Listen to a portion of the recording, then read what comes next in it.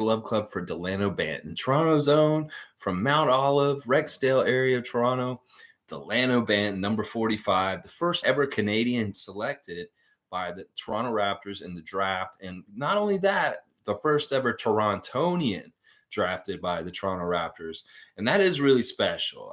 I cannot undersell how special that is. That for years and years and years in New York City, New York players dreamed of playing for the Knicks, and that was a big deal to have a New Yorker play on the New York Knicks team.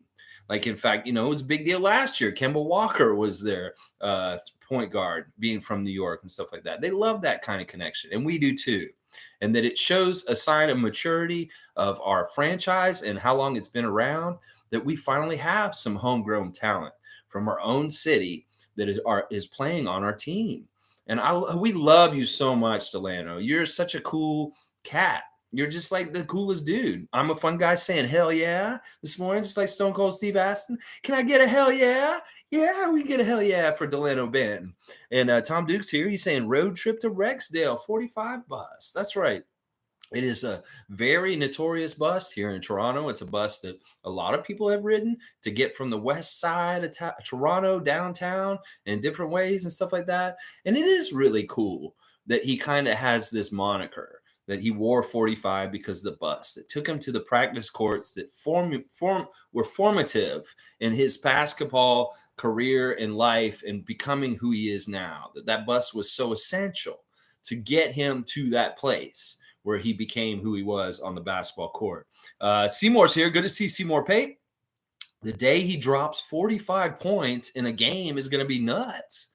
I think that's crazy, kind of cool to think about. I hope someday Dalano Banton is up to the task to score 45 points in an NBA game, but that may be a tall order. If that happens someday, that means a lot of good things have happened for him, his development, and his opportunities on the Toronto Raptors to get to the point where he can score 45 points for us. I would love to see that someday for sure, but there are no guarantees that that'll ever happen because he is a second round pick, and you also have to temper your expectations to a degree for somebody who's picked in the second round. They can't all be Fred VanVleets and things like that from being undrafted and stuff like that. So yeah, so if anybody here has things that they really love and enjoy about Dalano Banton, go ahead and share them, please. We're just showing love and appreciation for our past year rookie, one of our great rookies. In fact, I want to talk about this. I'm really happy that somebody like Dalano was a rookie with Scotty Barnes when he was a rookie.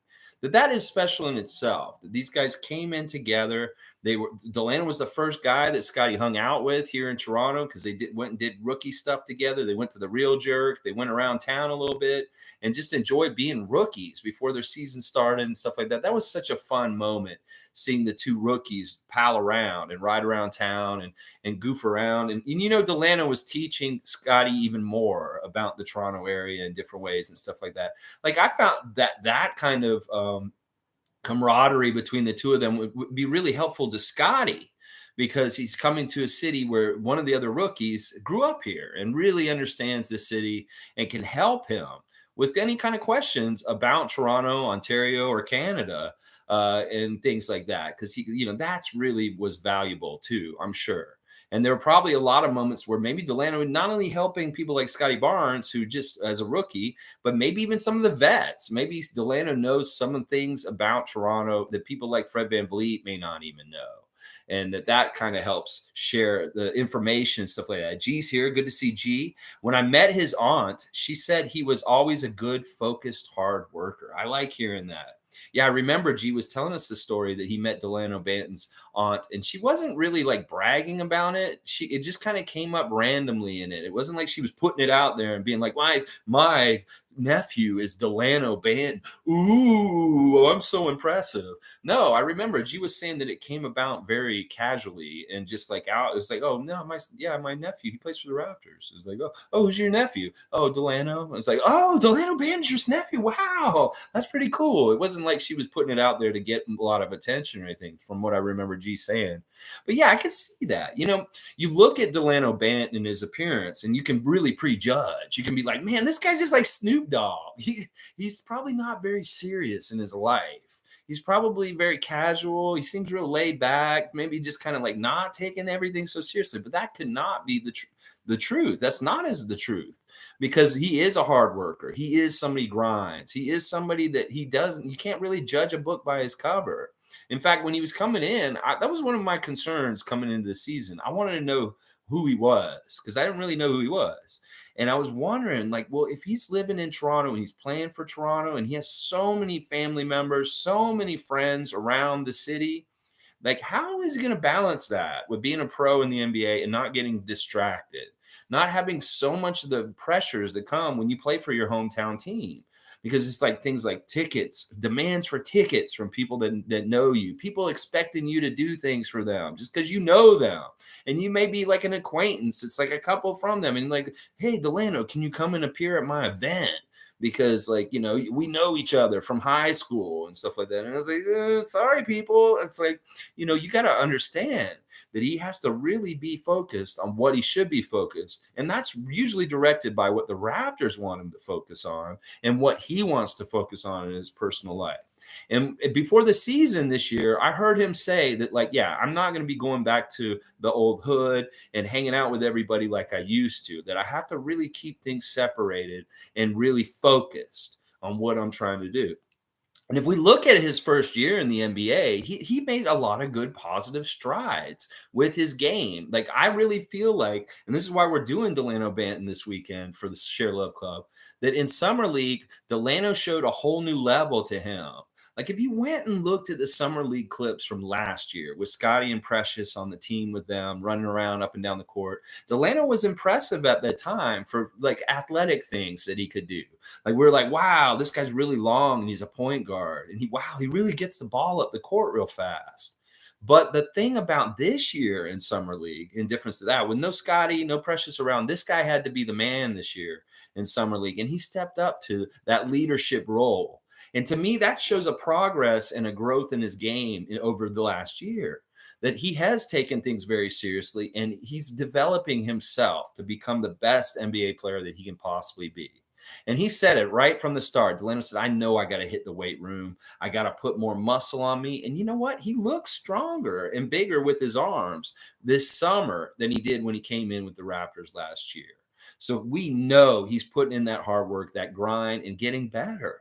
That's the whole thing. We want to see our young players develop and get better.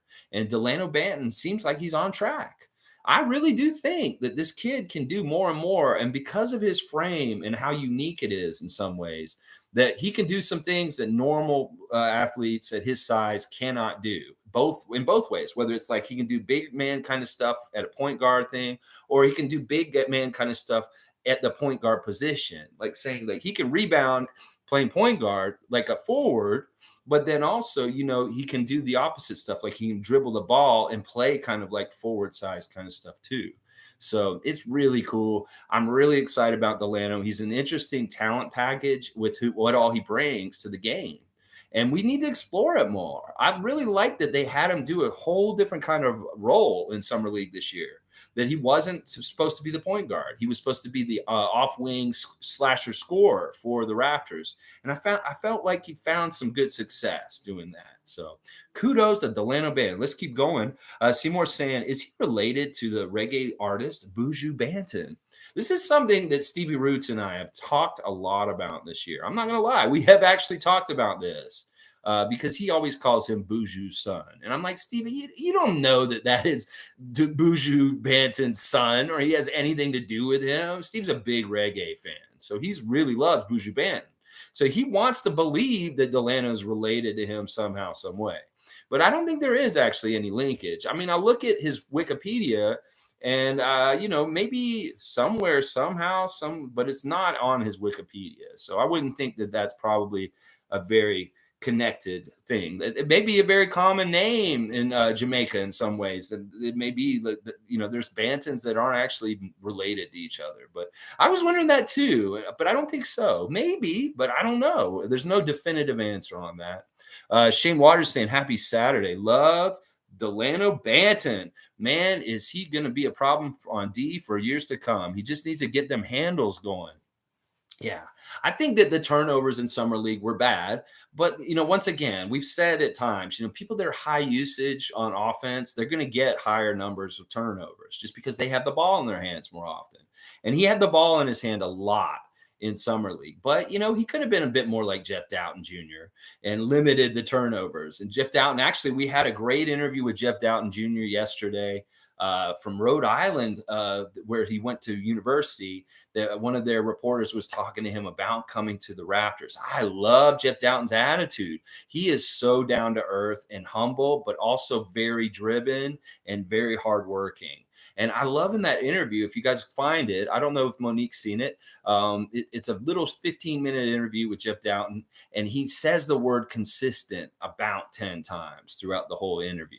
And that he realizes that his consistency is a huge strength and reason why he got this two-way contract, and that he wants to continue to be very dependable and very consistent for the Raptors. In fact, specifically, he said, getting the ball to the guys in the right kind of way and making his open shots. These are the things he pledges to try and be consistent on. So, hey, this is what we want to hear for new bench players on our Raptors for this upcoming season. So kudos to Jeff Doughton Jr. And check out his new interview with the University of Rhode Island reporter from his alma mater. They were checking in with him about his update and being on the Raptors all of a sudden. So really cool stuff. Good morning to Monique. Yes, good morning, superfan Monique Lawrence. So happy to see you as usual. Tom Duke saying, Shane, heck yeah, I see Dalano Banton having a lot of success soon enough, kind of like the present Grote. Kalo, who did not average more than 7 points till his third or fourth season. And good morning to Mo. Yeah, that's the thing. Like different players develop at different speeds at different times. Maybe they don't come totally ready. Maybe they need some time. They learn and they get more savvy, and boom, all of a sudden they change as they go into their career further couple years in. This is true. Kyle Lowry had a lot of issues as a young player in the NBA. He had weight issues and he had attitude issues. He had both of them. And that was why some of the things that happened with him in Memphis and Houston were not all very positive. In fact, he was getting in trouble with his coaches for an attitude problem. And then he was having problems with his waistline. He was a very round young NBA player. But he got a kick in the head or something, or he figured something out, and he started molding himself into a more workable player. And boy, look what happened to Kyle Lowry over his career. Once he kind of put his ego in check, understood how to deal with that better, and took things a little bit more seriously in some areas. He's a champion. He's the greatest Raptor of all time. He's somebody that we all really, really appreciate. And he may not have ever become that if he hadn't kind of wised up in a couple different ways during his career. Because in his early career, he was not like Dalano Banton. He was not totally a positive person to have on your team. Let's just put it that way. Delano Banton, yeah, if we could see this kind of growth, it's like, last season, what did he average? He didn't average a whole lot of points in the NBA. He averaged 3.2 points per game. Well, I could see an increase this year to maybe 5, 7 points. Maybe, I don't know. We'll see how much he get used. Maybe he gets double digits, 10 points a game or something like that. I don't know. We'll have to see. It could be interesting to see him be more off the ball this year, like he was in summer league, and not have to carry the ball so much, and see how that figures in with how he's used on the court and stuff like that. But the future is bright for Delano either way. I think that with this frame and his length, he will have a place in the NBA and get a longer look in the NBA, even if he's not totally a success all the time. That there is a lot of like promise in him just from his physicality and his frame and stuff like that. But if he works out and gets more muscle and he has more size to push and strength to push around, weight down low near the basket, that'll help him also. But that's not totally necessary. But more and more strength will definitely help him in different ways. So Monique saying Delano knows he's in the rotation by now. No. I don't know. I don't know how they're going to set this up. In fact, he's not officially on contract yet. He's much like Koloko in this weird no man's land where he hasn't actually been picked up yet. And there was a lot of talk yesterday about why Koloko hasn't signed yet and stuff like that. And I think that they were saying, Blake Murphy was saying on his tweets that Koloko doesn't have to be signed until the first week of September. and they could wait until then. But normally, if somebody hasn't signed by the first week of September, that deadline, that means they're disgruntled and they don't want to sign the contract. But this is not the case with this. I think the Christian Coloco signing thing has a lot to do with his work visa with Canada to be able to come here and work in Canada. And they have to sort it out with the timing and get it all fixed and figured out. That may be why there's a bit of a delay with Christian Coloco is visa issues. Because I don't know, it's like a chicken or the egg first kind of situation. Which do you get first? You get the contract to prove that, oh, I need a work visa to come to Canada? Or do you need the work visa before you can even sign the contract? I don't know in this situation. But I think this is part of what's holding up him getting signed. But they're expecting him to get signed either today, anytime from today until September the 6th. So we shouldn't be like really rushing or worrying about Christian Coloco getting signed because he's working, he's done stuff with the Raptors, he's in, everything's positive and fine. It's just that some reason the official sign on the dotted line stuff hasn't happened yet. And stuff like, and Delano's the same. He hasn't officially signed something for this season.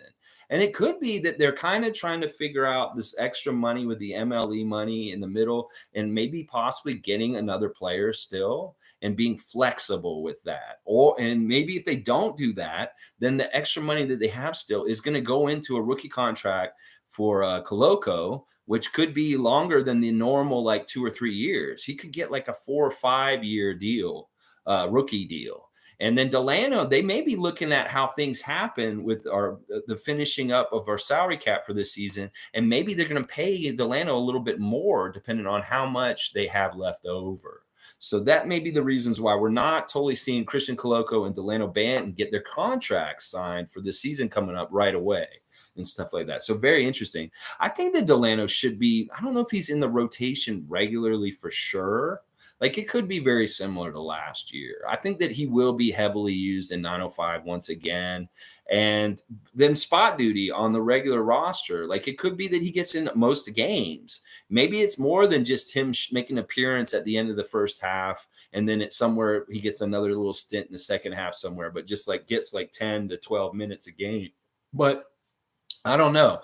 Out of all those guys that were at the end of the bench, he wasn't really in that group with Yuta, Svi, Malachi, Justin, and those guys that were kind of like not really being used because they were useless in some ways. The Delano was still finding use off the bench, even during the time when our bench was really like kind of not helping us. There were times when Delano had a bad game and he looked really bad, but he was still getting consistent tries off the bench and getting time in the games throughout the whole season.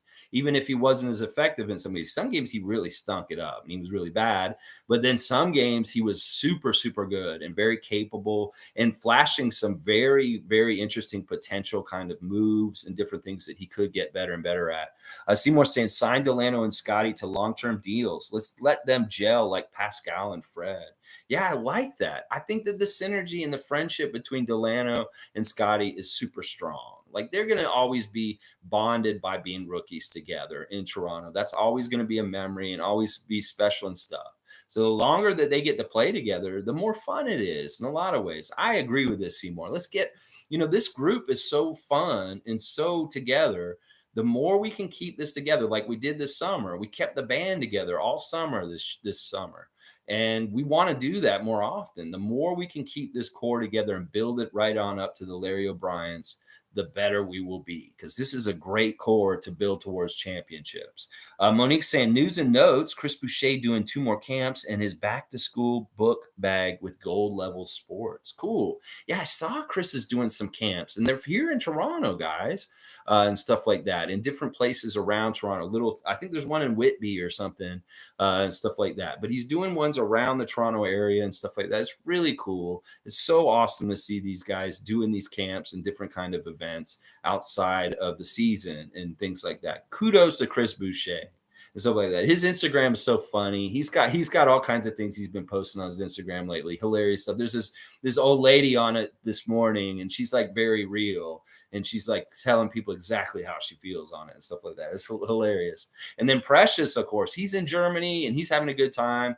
He posted something about I think he was at a art gallery this morning or something like that. He posted a picture of somebody drinking from the fountain of wisdom and stuff like that. And I think he's getting all deep on that and stuff like that. And then, of course, yesterday we saw Big Four, Scotty Roy, probably back in Florida with his mother, and it was his mother's birthday. And he's saying, "Happy birthday! I love you, Mom, so much." That's so happy to see Scotty with his family enjoying himself on Instagram. You go, Big Four. You go have the best summer of your life right now, and best things. And your birthday's coming up next, Mister. So we will be celebrating your birthday for sure too, coming up very soon. So the Raptors are out there and they're doing stuff. Fred has another highlight clip kind of going on with him working out in the gym with music and stuff like that. A new one, other than the one with Drake.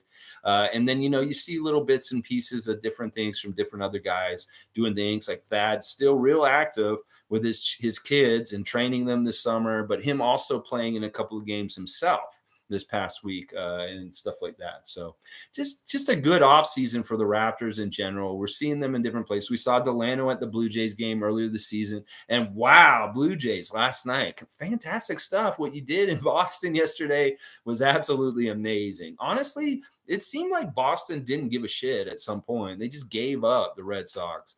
That in the park home run grand slam was absolutely ridiculous.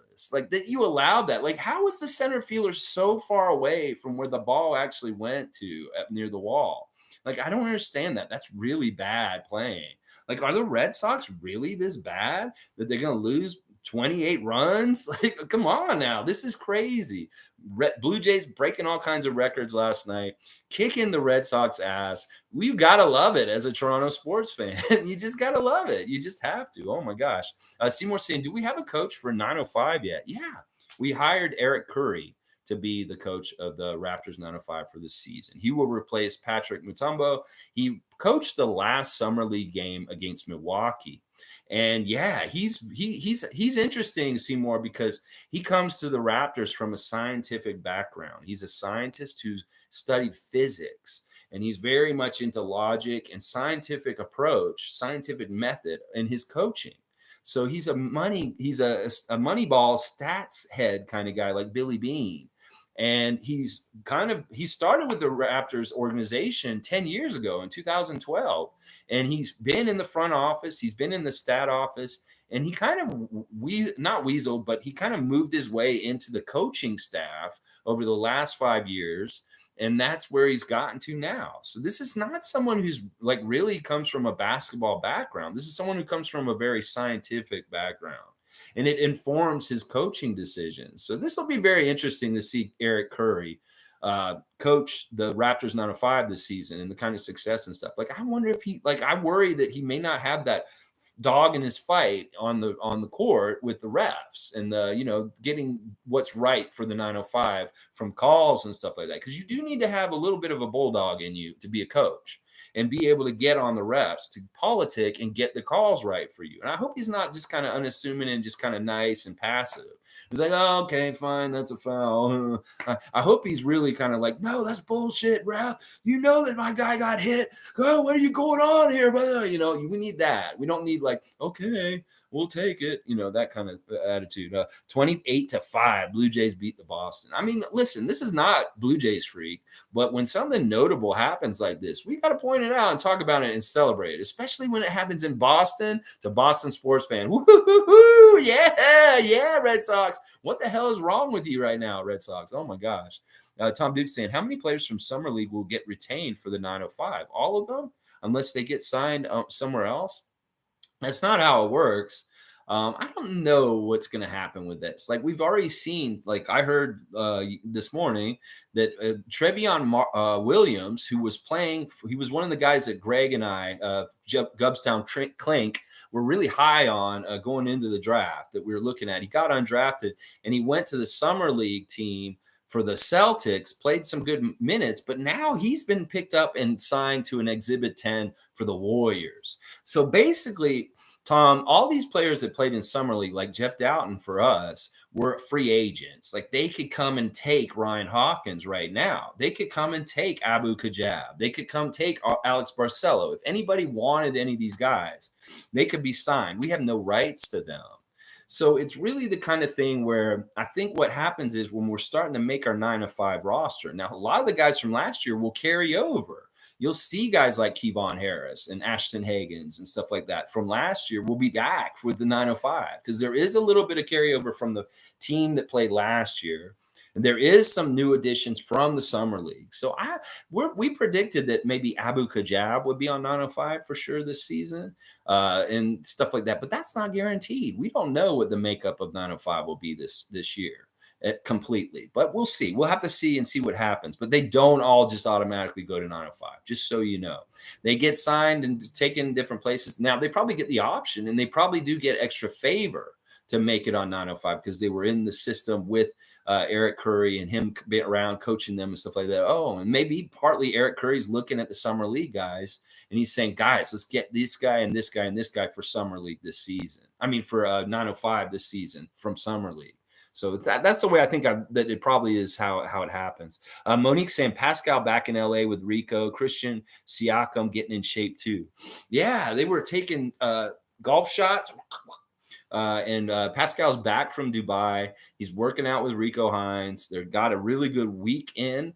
Apparently, that's what Rico Hines and Pascal are saying, that they got a good week of workouts in with Pascal Siakam and stuff like that. And Christian Siakam is also there working out also and doing fun stuff with his brother and stuff like that. This is really good. I love Rico Hines being a part of the Raptors organization now. And this is the normal summer stuff for Pascal, working very closely with Rico Hines.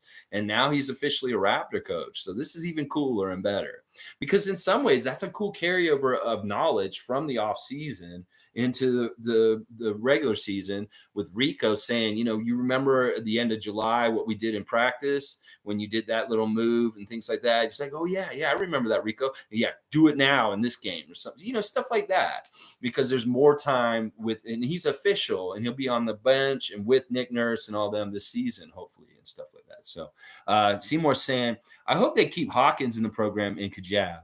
Yeah, I could see Kajab because he's Canadian and he's doing CEBL stuff right now, that he could just, like, the CEBL will be over in the end of the summer and then say, hey, I'll go play for Raptors 905 next. And that's just the next logical step and stuff like that. Him in particular, I think, is a pretty good bet to be on 905 this year. Monty Python,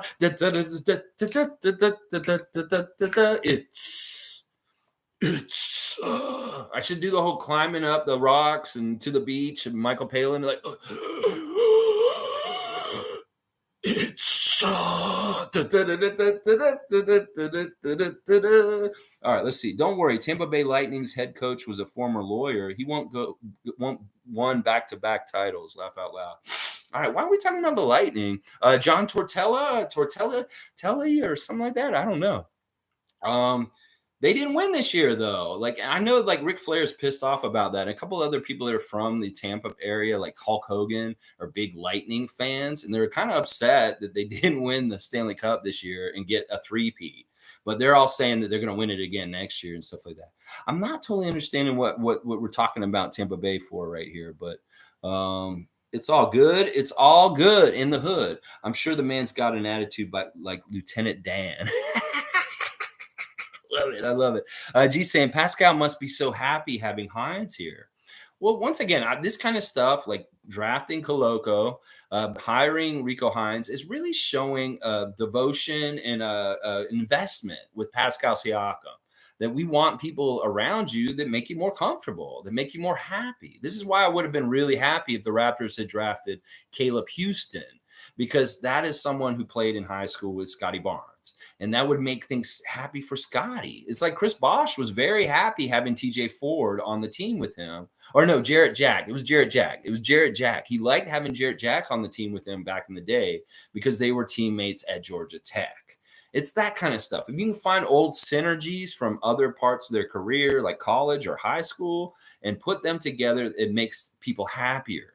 And I think that hiring Rico Hines, them understanding what he's brought to Pascal in the off seasons before, they'll say, well, bring him in and let him work with all the Raptors. Let him see if we can get these kind of gains in development with these other guys, like Pascal has gotten working with Rico Hines.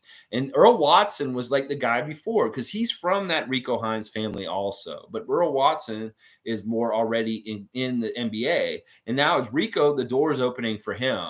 And coming to coach with Nick Nurse this year could be a huge career changer for Rico Hines. Like these guys that come and coach underneath Nick Nurse are really seriously looked at for head coaching jobs all over the league. And that this is a place, much like San Antonio was for years and years and years, that other teams get assistant coaches from the Spurs and they become their head coach and they become Coach Bud. They become Imadoka, stuff like that. That's what's going to happen with the Raptors coaches. That Earl Watson's probably going to go coach somewhere else in the next couple of years, and he'll be in the Nick Nurse coaching tree, just like Chris Finch and Nate Bjorngren and other people have gone to other places and stuff like that. So, all right, let's see. Monique's saying Earl Watson had something to do with it. Gee, yeah. Scarborough Shooting Stars are in the playoffs. All right, so CEBL playoffs are coming up, and the Scarborough team made the playoffs. I don't know if J. Cole's coming back to play anymore for them and stuff like that. What's going on with Jalen Harris? I have no idea. We do know that he's not in the NBA and that he did not get reinstated. But good, congratulations to Scarborough. I hope they do really well in the CBL in their first season in the CBL. The CBL has existed before, but this is the first year for Scarborough. So who knows? Maybe they can do something special in their very first year and stuff like that. J. Cole had a new video that came out yesterday. It wasn't that good. I'm not into music that celebrates a lot of gun violence.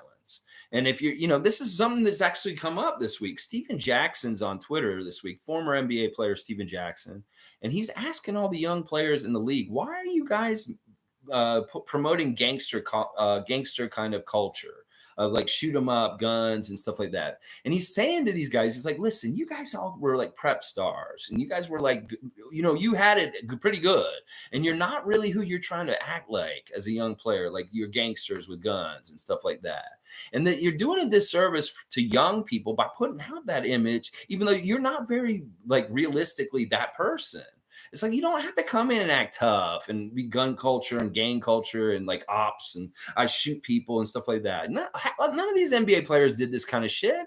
They had good lives. They got raised right. A lot of them had their moms in their lives and stuff like that. There are certain players in the history that have come from rough places, like Baron Davis. That is who Steven Jackson brings up.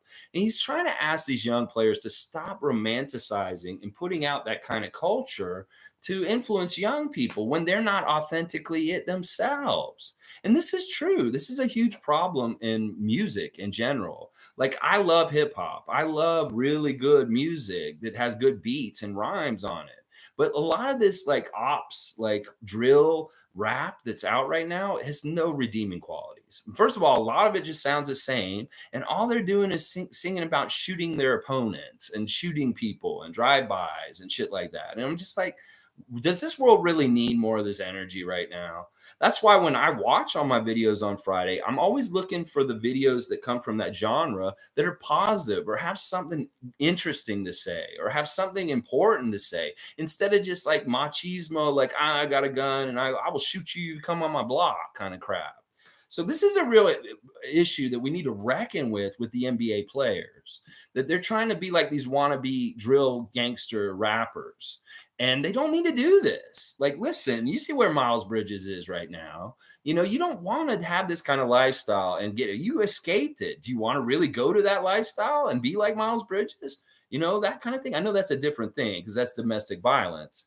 But I'm just saying, I really love that Steven Jackson's calling out younger players in the NBA about the culture of trying to romanticize gun culture and different things like that. This is not what this world needs at this point. In fact, I got to give kudos to Austin Reeves right now because his nickname is AR-15. Is that the most unfortunate nickname that a basketball player can have right now? AK-47. That was a ridiculous name also. Because he's a Russian guy and it's a gun, Andrei Kirilenko, AK-47. Well, now there's a player called AR-15. And that's the damn gun that's shooting up everybody in the States right now, whether it's Buffalo or Uvalde or whoever. This is the same damn gun. Well, Austin Reeves is like, you know what, Lakers Nation, I want a new nickname because I don't want y'all to call me AR-15. I don't want to have the nickname associated with all these shootings in the world today and stuff like that. So a commendable move by Austin Reeves to change his nickname. It's a horrible nickname, and we do need to get. He's so smart for getting away from it. The other nickname he has is Hillbilly Kobe, and he doesn't like that one either. So he wants a new nickname, and he's asking Lakers Nation to anoint him with a new one. But yeah, that's real smart. Why do we celebrate gun culture? Gun culture kills our children. Gun culture is where the United States has gotten to at this point, is celebrating gun culture. And that's why I put it on every young man who has some sort of following or people that care or watch them and stuff like that to repudiate and reject gun culture and promote, actually be anti it, because the world doesn't need more people talking about fake gun battles that you're not actually ever done in your life and stuff like that, where you may influence young people that are in situations that do get into it because of that. So, it's that kind of stuff. Anyway, that my little political rant there. But I'm really commend Steven Jackson and Austin Reeves for being positive about this and talking about this conversation and wanting to make changes, because it is a bad look for him to have his nickname be AR-15. And we don't need these young up and coming NBA stars to romanticize a culture that they never really were a part of. And it is a real problem in the United States and stuff like that. Gang culture, drill rap, ops kind of rap is stupid. Let's just put it that way. It's dumb. All right, let's keep going. Seymour saying Kennedy to Kipling. Let's go. Kennedy to Kipling. That's right. Let's get downtown and get to the courts, so we can put some work in and get that grind on. Dalano Banton. Oh yeah. Isaac Campbell's saying Banton hit his 3-point shots in summer league and last year in the G League. High turnovers are expected, but decent composure to be in the summer league leader and still be able to knock down your threes. I love that Delano really did listen to his coaches last season, that he came in, he had no arc on his shot. And he said this in an interview recently. He said, I worked on my arc on my shot, and we see the improvement, because he was pushing it straight, and there was no arc going up to come down. It was just go drive it straight at the basket. And he was hitting the front of the rim, breaking it off the back of the rim, stuff like that. You got to put the ball up in the air. Like when you're shooting motion, and this is just general coaching info. I could teach people how to play basketball correctly, fundamentally, is you don't push the ball that way forward. If you're playing basketball and you're shooting the ball this way, your form's awful. You need to get that ball up. Your arm should be pushing the ball up, and it should be getting a good arc. And that adjustment for Dalano Banton this season really showed improved 3-point shooting in summer league this year, and that he gives credit to raising his arc on his shot.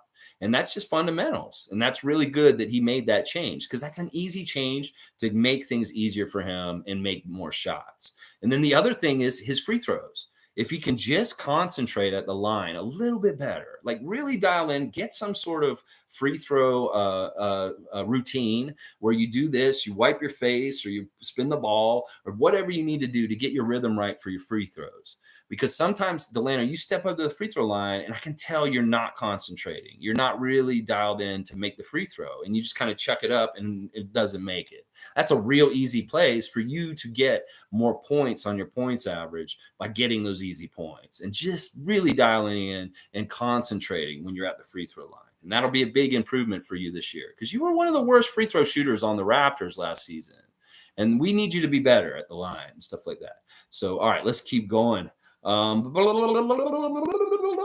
saying, oh, did you see the Bleacher Report breakout stars? They put Cade and Mobley and Shea, and they only gave Barnes an honorable mention. Whatever. They can slight. That's fine. Scotty doesn't need their accolades. He's going to go get his accolades on his own. Oh my gosh. I did kind of see this, and I thought it was funny. Some people's criticism was like, well, Shea's already a superstar. Why is he on this list? SGA. He doesn't need to be on this list. Scotty should be in his spot. But it is what it is. Bleacher Report equals the Inquirer. I love that. Tom Duke is pretty accurate with that. And Seymour saying, I was about He was mad about that, and he's about to punch the pillow on that one. Well, it's good that you switched from the wall to the pillow, Seymour. Jeez, I mean, I know your knuckles feel better too from that. But yeah, this is ridiculous. We can't get upset about all this. This is the season for them to slight us in print and on TV with their dumb pundits and stuff like that. Just cut all the noise out. Understand that we're in the right direction, that the accolades and the honors and the things for the Raptors will come. It's just that we won't get it easily. We will wrestle it out of their hands and make them show respect for the team and what they produce and what they do this season. It's going to happen. It's inevitable. So we'll make them say what's correct about us. They will have to say it by the end of the year. That's what I'm saying. G saying Bleacher Report must do this on purpose at this point for reactions. Yeah, I mean, it's probably like, all right, this is kind of getting two things off our list. We're sliding the Raptors and making them look bad, but then we're also getting a lot of traffic because we're pissing the Raptors fans off, and they're all coming in here and checking, looking at everything. That's why I tell people, don't even follow them. Don't even give them attention at this point. If you know that something is anti-Raptors, like if it's a person like Jalen Rose, you just don't give them the attention, and then they won't feed off of all that. This is a really important thing that I learned from Scotty Barnes in the last 2 weeks, is that people feed off hate, and they want you to hate. They want you to come at them with hate because it gives them energy. It gives them something. It gives them motivation. So when you don't hate, when you just ignore, that leaves them powerless. And that's what I'm saying right now for Raptor fans. You may see a lot of different things written about the Raptors and their chances for this season coming up, and it may make you real mad, like Seymour Pate. But we have to realize that if we don't feed them our hate, then they're powerless. So, if more and more of us understand this and we don't do it, and other people will do it anyway because they're going to react, knee-jerk reaction, this is what we need to do. This is the best way to handle it. This kind of stuff with Bleacher Report and stuff like that. Okay, they thought that. Well, Scotty Barnes proved everybody wrong by the end of the year and got Rookie of the Year, and including me. So that's what I'm saying. We're going to just have to prove them wrong and show them exactly what the reality of the world is with this. Oh yeah, Seymour, G saying Seymour, the pillow idea seems to be a good one. Pillow is much better than the wall. It's much better for you and not having to fix your house, and also for your hand, for sure. Monique saying credit Dalano and all these players for giving back, because I can't believe it's only his second giving back. You mean his second year coming back? Listen, Delano's a great young man. Like, honestly, I'm so impressed with him. Like, the fact that he had the wherewithal to understand the pitfalls and folly of playing for your hometown and what could happen with that. And he kept it real separated. And you could tell it was not an issue this year, that there wasn't any issue with him being from Toronto, playing for Toronto. In fact, that was a bonus. That was a plus in a lot of different ways. And I just think he's a cool dude. Like, he's got a good style. He's got a good vibe. Like, he's got a vibe like Snoop Dogg does. Like, he comes from that just tall, swagger, kind of like charismatic, charming kind of person like Snoop Dogg does. Like, I mean, the hair and the kind of things and stuff like that. Sure, that's an easy way to connect them. But he really does have that kind of vibe. Not that I'm saying that he's a weed smoker. He probably is, but I'm just saying that, like, he's more like he's a laid back, really approachable, kind of cool dude. That's what I mean when I say he's got that Snoop Dogg vibe. And I love that about him. And his style's cool. Some people say his style's too girly and stuff like that. Well, the man likes to wear, a little bit of jewelry and a little bit of pink. There's nothing wrong with that. You let Delano do whatever he wants. It's like these kind of ideas about what's girly and what's guy-y or whatever is stupid anyway. We need to get all that out of the way, because that was part of the culture war of the United States and different places to reinforce sex roles. And we don't need that anymore. We're getting post that. We're going towards more accepting things about everybody and their sexual identities and stuff like that. So if Delano wants to wear pink and a little bit of jewelry and have his hair curled up in a certain way, there ain't nothing wrong with that. And go to the Blue Jays game, stuff like that. Oh yeah. Let's see. Seymour saying, I gotta save my hand for the season. That's right. Don't hurt your hand in the off season for summer league. It doesn't matter. Do it when we're in the playoffs, when we're really in the deep places and there's something wrong, it gets mad. Then you hit that wall. Seymour, no, don't hit the wall ever. But yeah, you got to save it. Tom Duke's saying better than punching walls. Yeah, for sure. Kareem Thomas is here. Good to see Kareem. Which Raptors jersey you wish you had, and what Raptors jersey you regret buying? Well, I've got a couple on the wall here in the room that I regret buying. I got a Keon Clark jersey right there that I'm kind of looking at. And then my ex-wife bought me a Andrea Bargnani jersey that's over on the wall over here. You can kind of see it. There it is. There's the Andrea Bargnani jersey, number 7. She got me that, and I didn't have it for a couple years. It was in like the attic at my parents' house, and I just got it back like last year. All of a sudden, out of the blue, that Bargnani jersey. I think that those two are probably the two jerseys that I'm kind of like, why do I have? Or I guess they're kind of cool to have an Andrea Bargnani jersey and a Keon Clark jersey. But you know what? If I'm gonna get a new jersey, I think I would get a Scotty Barnes of some sort at this point. Scotty and I are just having such a good like connection through Twitch, and like I really enjoying interacting with him and stuff like that. Like it really says something when you can actually like go and talk to a player and get feedback from them and have some sort of avenue that makes him like my favorite Raptor of all time, just because I can actually have a relationship talking to him and talking and stuff like that. So I would say it's a Scotty jersey. I would have bought a Pascal jersey or a Chris Boucher jersey before this, but now it's Scotty. I'm just purely because I've spent like 100 hours watching him play video games this summer. And like, there's a real kind of like you get to know him because you're watching him. Shane's saying, Seymour, you need to invest in a punching bag. Yeah. And Seymour's saying, Kareem Thomas is saying, he's saying that Kareem Thomas, I had a Keon Clark jersey, but it got stolen. I want it back. Seymour, if you're in Toronto, I could get you this Keon Clark jersey that I have here. I might even actually be very honored to get you this jersey somehow, some way, or something like that. Because it's kind of cool to have, but I also kind of like I bought these jerseys together. The ones that have a Muggsy, JYD, Alvin Williams, and Keon. That was all from the same period of time in the Raptors. I was buying jerseys like crazy at that time. It was crazy. I must have had a lot of money at that moment, a time, or something like that. And I'm really happy that I got the JYD, the Muggsy, and the Alvin signed, but I never got the Keon signed. Maybe I could still somehow, some way, but I don't know. Maybe not. All right, let's see. But Seymour, maybe like we can negotiate because I got a Keon Clark jersey here if you're interested in it. Seymour saying true that to Shane, and Tom Duke saying I like to identify it as a basketball. You want me to do an impression of a basketball? All right, all right. Okay, I'm reading it.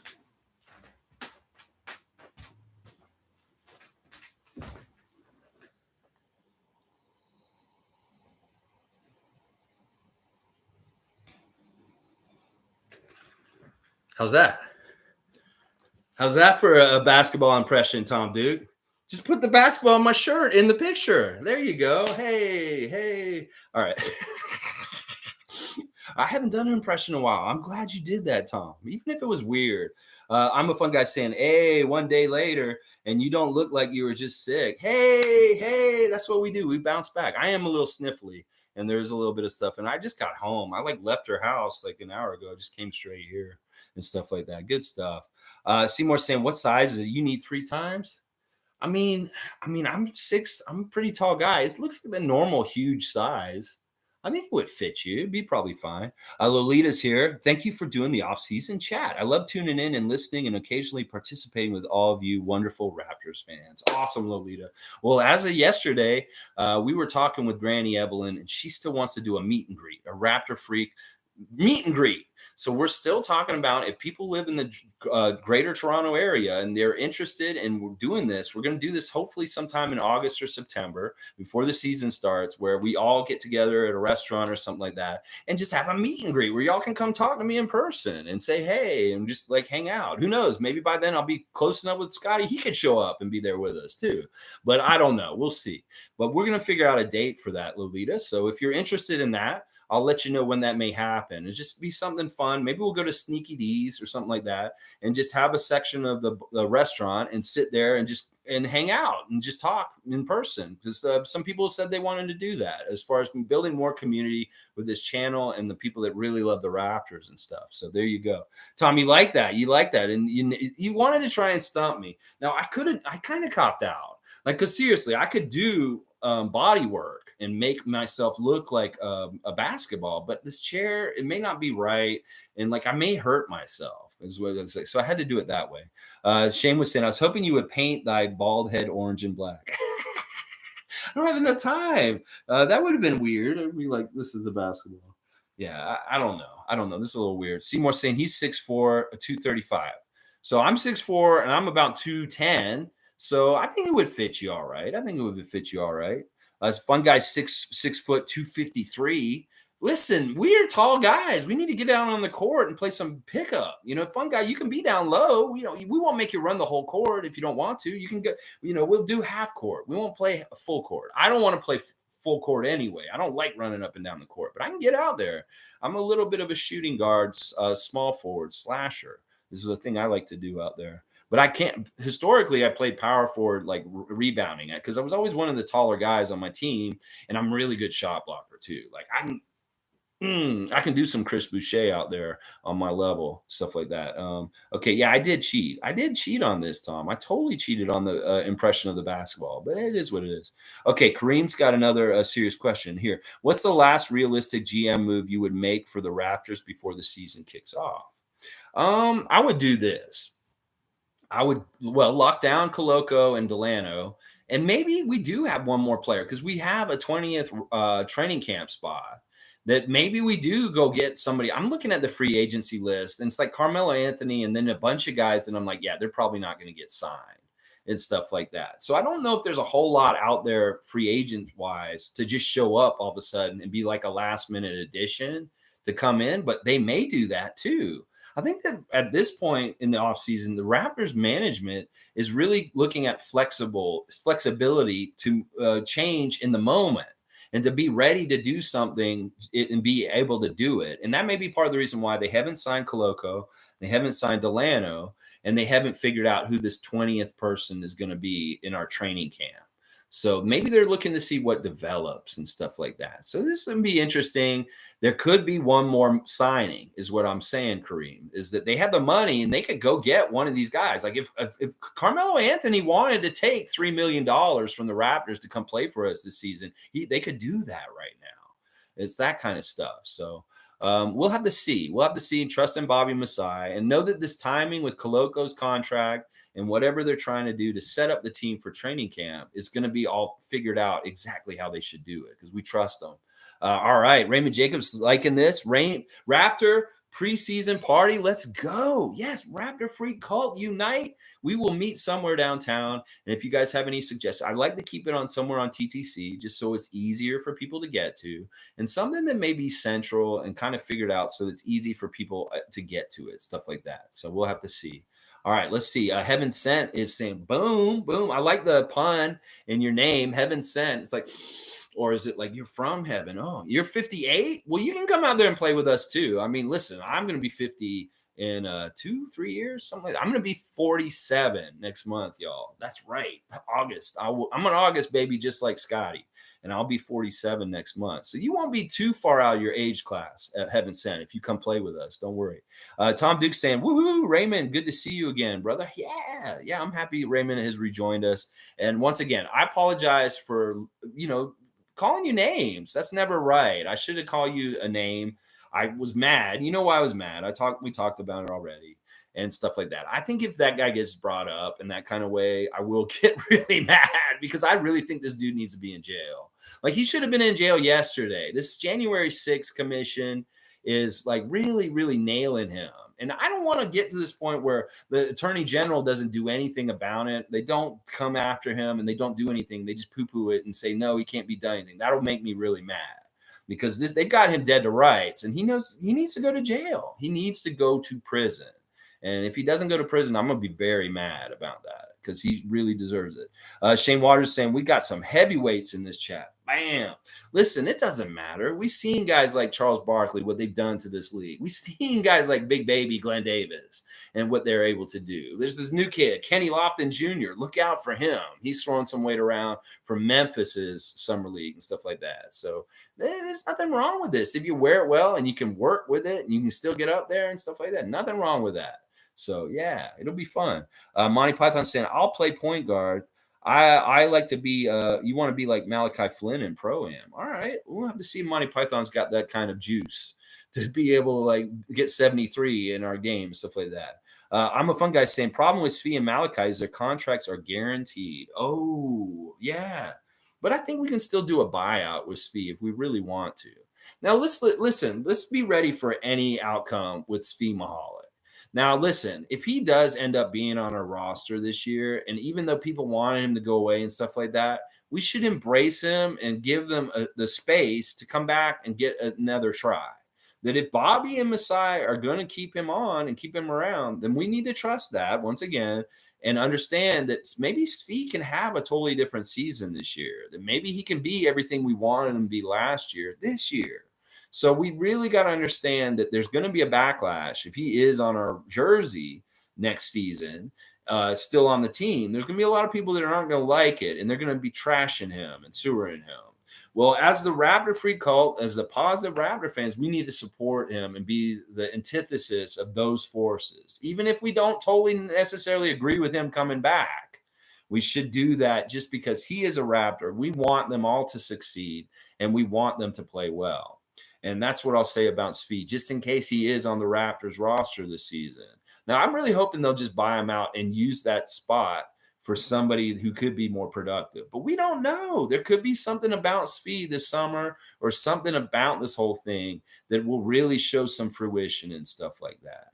But yeah, Malachi for sure is going to be on our team. They've already shown that this dude is important to what they want to do with development, even if we don't think he's that important. So Monty's laughing. Raymond Jacobs saying, "At Tom, I better see you at the party via video chat.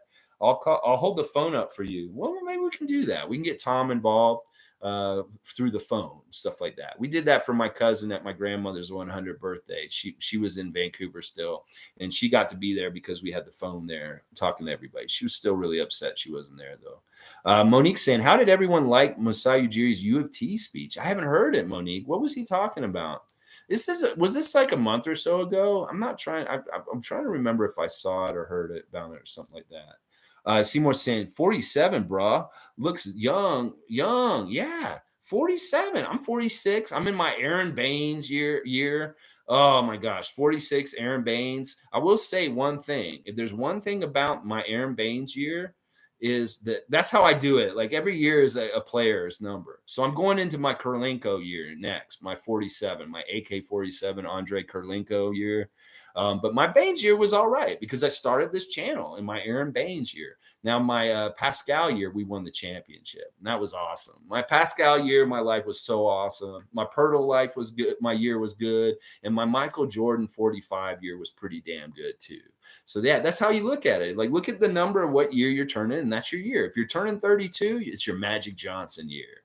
If you're turning 23, that's your Michael Jordan year. You know, you can do it that way. Now, if you're 4 years old, you get your Scotty Barnes year. So all you little toddlers and stuff looking forward to your Scotty Barnes year, go on and get your 4.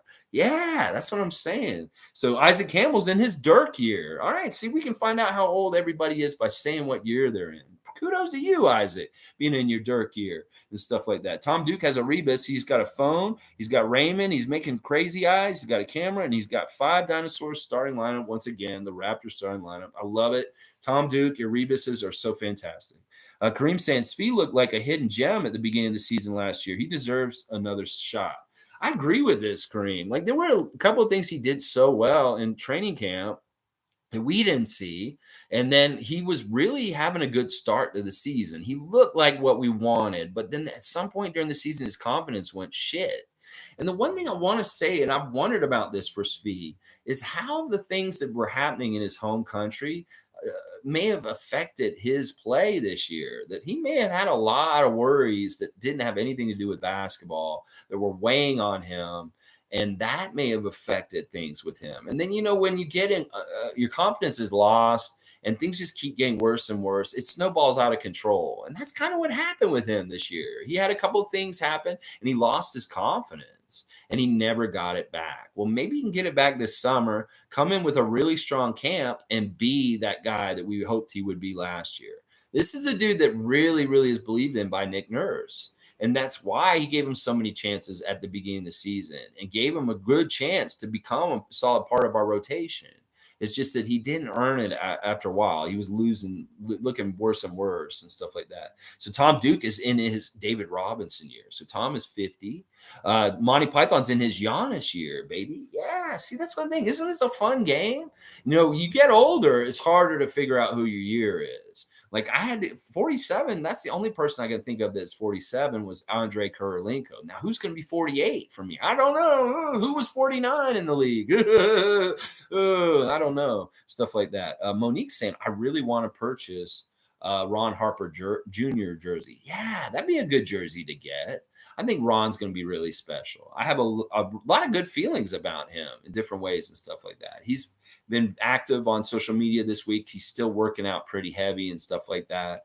It's going to be fun to see what kind of stuff he brings to the team this year and stuff like that. All right, we're just at an hour. I don't want to go too super long today, unless you guys have some more love you want to share about Dalano Banton. What a great first rookie year. You did great as a second round pick, Dalano. You were number 45 in the draft, picked number 45 on the team. And it's so awesome to see you be a part of the Raptors. That as a kid who was born in Toronto myself, that this is a dream that we have a kid that was born in Toronto that plays on the Toronto Raptors right now. Hopefully many more to come, and that you're just the first of them.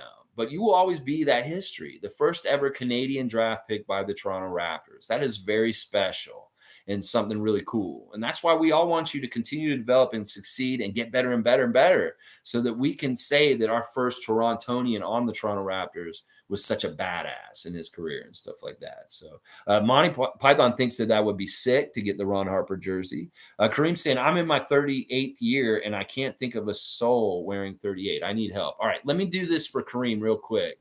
It is really hard. So what I'm going to do, guys, if you want to look this up, I'm going to basketball reference. And what you can do is one of the things I've done, and we'll look at the Raptors specifically, is you can find the history of their team and you can find all the players that played for them and they'll tell you their numbers, like who wore which numbers. There's at the bottom, it says uniform numbers.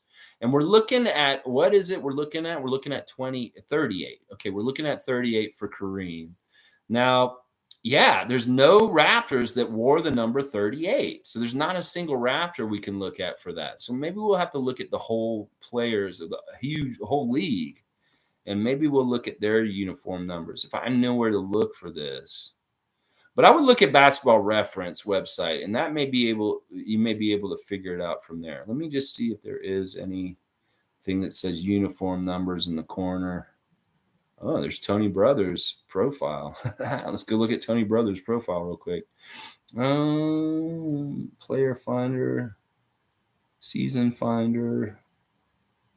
Yeah, I don't know where to look for it for the whole NBA, but I'm sure there's some number 38s out there. We'll have to figure this out for Kareem. Seymour saying, the McGrady jersey I burned. Have you ever burned a Raps jersey? Listen, I have burned a concert shirt. I burned a Mr. Bungle shirt because Faith No More canceled a concert in Jacksonville once. I did burn some Vince Carter stuff after Vince Carter left. I had a Vince Carter Club 15 shirt that I burned up. But it wasn't a jersey. It was a T-shirt. That's right. I did do that. So this is interesting. This is how I know I'm with my real ones. Like Seymour Pape's burning Tracy McGrady jerseys. I'm burning Vince Carter shirts. So yeah, I know I'm here with the real Raptor fans. This is what we're talking about right now. Oh, that's crazy. Yeah, that number 1 Tracy McGrady Raptors jersey is very popular. Like that's the jersey that Scotty was wearing at Florida State when he was seen on the scooter way before he got drafted by us. There's a picture of Scotty on a scooter at Florida State campus in Tallahassee in his college year, wearing a Raptor jersey. And this is before he got drafted by us. He had no idea he was coming to Toronto. He's wearing a Raptors Tracy McGrady number 1 jersey in Florida. So that's pretty cool. Seymour thinks that Kwame Brown wore 38 for the Pistons. Man, maybe Kareem Thomas, you want to be Kwame Brown on the Pistons? I want to say that there's a really famous Phoenix son that wore 38. And like maybe Connie Hawkins wore 38 or something like that. I don't know. We're going to have to figure this out. Let's see. Yeah, you got your Kwame Brown year ahead of you. You need to brace yourself. Yeah, don't do anything that might lead to injuries. How about that? But you know what? Listen, this year, you know what's going to happen in your Kwame Brown year, Kareem Thomas? It's going to be, it's going to be a much maligned and kind of like people are going to give a lot of criticism about this year, but it's going to be a very solid year on the down low. and it's going to be a good year. You're going to be a great pro this year, even though everybody thinks you're a bust and you're horrible. You're actually really good. This is going to be a good year. People think this is going to be a bad year for you because of Kwame Brown and stuff like that. But he was actually a really solid pro for a long time. So that's the duality of it. Is it may look bad. You may think it's going to be a bad year, but it's going to be a solid year on the down low. How about that? Tom Duke saying, "You savage and can lay the law down because you're the sheriff." Okay, yeah, he knows that Seymour Pape was deputized this week, and he's a new sheriff in town. He's got a wrench, and he can kind of throw some weight around on the Raptor Freak stream and in different places. Also, he's in charge of tampering investigation and stuff like that. Monique saying, "Remember how fans burned DeMar DeRozan jerseys?" Shaking my fucking head. I know that was ridiculous. There's no reason to burn DeMar jerseys with what happened with us. That is so stupid. Those weren't real fans. In fact, everybody who slighted DeMar DeRozan in any kind of way since the Kawhi trade is an idiot. It's like, listen, any kind of way you sold him, he was so bad and that we need to get rid of him and stuff like that. You're assholes. Fuck you. You're not real Raptor fans. You should enjoy and love and respect DeMar DeRozan because he did so much for our team. And that comparing him to Kawhi and doing all this kind of stuff and slandering him after he left was just wrong. And any of the people that were doing that, you're not real Raptor fans. And you know what? You need to get your card revoked, is what I'll say. Seymour saying, "I agree with Mo on this one." I totally agree with her on this one too. DeMar DeRozan is going to always be one of the greatest Raptors of all time. He made a sacrifice. He was a sacrifice. This is just like in a crazy island in Polynesia when they wanted good weather. They threw a virgin into the volcano and hoped for good weather for their island after that. He was a sacrifice, and that is the ultimate thing in some ways, and that's sad. And I hate that because he deserved that championship more than Kawhi did in some ways, truly and for sure. In a lot of ways, as far as the Raptor, he deserved it in some ways. So, yeah, fun guy saying any hater of DeRozan is no friend to me. Exactly, and this is the guy who's got Kawhi's picture and his "I'm a fun guy" in his thing, and he understands the importance of DeMar DeRozan and that he did not to be. There was no reason to slight him in the whole situation. There was no reason to do that. Tom Duke saying, "When did this happen? Brutal. Wish DeMar was still a Raptor, and so does he." This happened right after the deal. It was like people thought that it was fun to dump on him and make fun of him because he got traded away. And this is even before we won the championship. They were just slighting him in different ways because, DeMar was getting this thing on him where he couldn't play defense. People were saying he's a horrible defender, and they were really down on him. And they were like saying we'll never go anywhere because of the way he is and stuff like that. And in some ways, there may have been some truth to that, but they took the slander a little too far. And they didn't need to do that. Like you could be critical of what DeMar DeRozan was doing for the team and how we couldn't get to a certain point in the playoffs because of certain things and stuff like that. But you didn't need to go and slight him or be personally awful to him. Like he didn't deserve that at all. He's a badass and we love him to this day. And he's still a real one for Toronto. He's like, he's described the relationship with Toronto at this point as an ex-girlfriend that he still thinks about and has feelings for, but he knows he'll never be with again and stuff like that. So there's a huge amount of love that DeMar DeRozan has for the city of Toronto, us as fans, but maybe not necessarily for Masai Ujiri and maybe not necessarily completely for the organization in some ways, just because of how we did him and stuff like that. But he loves us and stuff like that. So Kareem saying, if anyone has a Raptors Alonzo Mourning jersey, that should be burned in some type of witchcraft ritual. I don't think they ever made Alonzo Mourning Raptors jersey. He didn't even get anywhere near coming to us. But I agree with this. If there is something in existence, some monstrosity that he just described, we need to burn it immediately. That there is no reason for anybody to have an Alonzo Mourning Raptors jersey. In fact, Alonzo would probably get on board with this. If somebody's running around with an Alonzo Mourning Raptors jersey, he probably wants you to burn it also.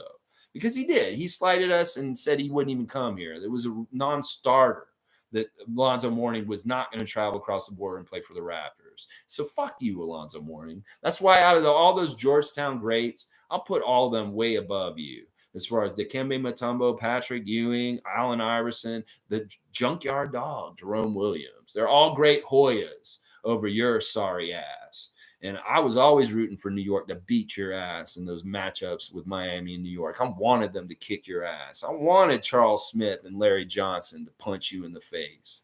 And I was rooting for New York at that time. Fuck you, Alonzo. Yeah, there you go. All right, let's see. Monique saying, I'm in my Shaq years, guys. So she's 32. That's right, right? 32? Is that right? You're saying 32? Wait, Shaq 33 or 30? No, he's 34. It depends on when you're talking about. That's the thing. Sometimes these players had different eras and stuff like that. I'm going to guess that Monique's 34, and that's why she's saying that. Good stuff. I like this. Monty Python saying, I got a Jalen Rose Raps jersey to burn. Listen, if you're in Toronto and you make it to that meet and greet we're talking about, bring it. We'll do it there. I'll do it in the middle of Toronto and downtown. I'll burn that damn jersey right in front of some Toronto landmark and stuff like that, and we'll film it because I will do that. Seriously, Monty. If you're in town and you got it and you want to bring it and you don't care about it, I'll do this. I'll do it on.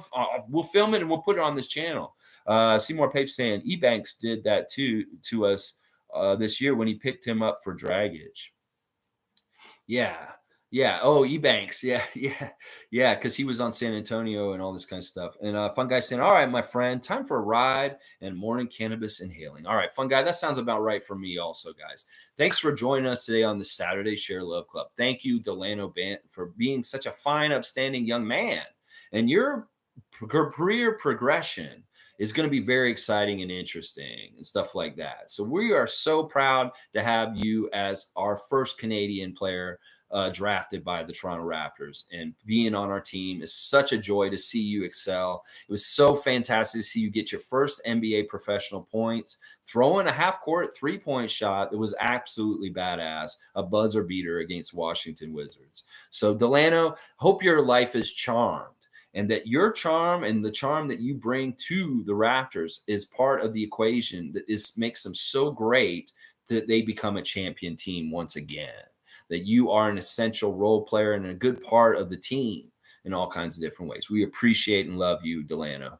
Monique saying, I appreciate Dalano for almost getting 905 the championship. Yeah, they did very well in that year. Maybe that's something they need to do this year. They got Koloko. They got Koloko in the pivot, and he's guarding things near the basket. That'll be a huge improvement for what they did with 905 last year. One of their biggest problems was they had no rim protection there either, and that players could just go in there and mess us up. It's like Reggie Perry did some good stuff. And then we had the big guy on our team, on that team for a while. I don't even remember his name right now. I forget what his name. We had a really big dude. He like a 7'3" guy on 905 last season, but he was so slow. He couldn't do anything. So having Koloko on that level may be easier for us to get that 905 to a G League championship and stuff like that this year. All right, guys, thanks again. Tomorrow, it's going to be a really fun Sunday report. I've already prepared it in different ways and stuff like that. I will be showing you our selection from our new wing emporium here in Toronto. It's like everybody's saying, what the hell's wrong with the Raptors roster? They have so many wings on it. Well, I'm going to show you all the wing menu tomorrow. We're going to go over all the flavors of wings that the Raptors are going to offer to beat the shit out of other teams this season. So come join me tomorrow, 9:30 a.m. for the wing selection, the wing menu, the Toronto Raptors wing menu. I've got flavors for all the wings, and I've been telling you my reasoning and stuff. It's a little bit tongue-in-cheek, it's not so serious, but there is a little bit of basis on their basketball play and who they are and why I selected which flavor for which player. So if you're interested in finding out what flavor is what player on the Raptors, tune in tomorrow. I'm going to be doing my wing menu, and we'll be talking about all that kind of stuff. Shane's in his, you're in your Tracy McGrady year? You're 1 year old? Who let you on the computer, Shane? All right, y'all. Love y'all, and thanks for being here. Hit that subscribe button. Hit that red subscribe button. Thank you, David and Peter S., for pushing me in different places. Y'all keep pushing me also. I am getting an uptick in subscriptions all of a sudden. We're getting on our way there, and I really, really appreciate it because it really does egg me on and keeps me going every single day. The momentum and the progress we're getting. And yeah, we'll figure out this meet and greet. I promise we're going to do this at some point, sometime downtown. We'll have a meet and greet where we can meet up and stuff like that. All the best, guys. Tom Duke, have a great time out on the West Coast, baby. And all the best to you guys. I'll see you guys in the morning. Let's go Raptors. And let's go Dalano Banton, 45 bus going to the hoop.